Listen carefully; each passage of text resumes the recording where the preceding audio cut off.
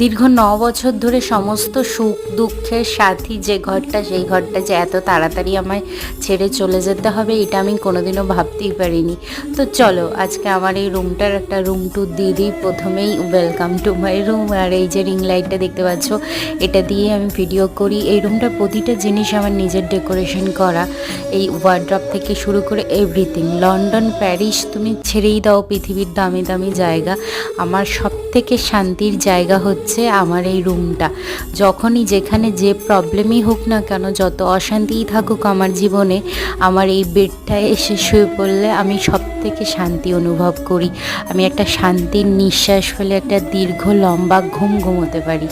এই টেবিলেরও প্রতিটা জিনিস ডেকোরেশন করা আমার। আর এই যে ফটো ফ্রেমটা, এটা আমার স্টুডেন্টরা গত বছর টিচার্স ডেতে দিয়েছিল। যাই হোক, অনেক দুঃখ কষ্ট আনন্দের মুহূর্ত এই রুমটাতে কাটিয়েছি, অনেক অনেক।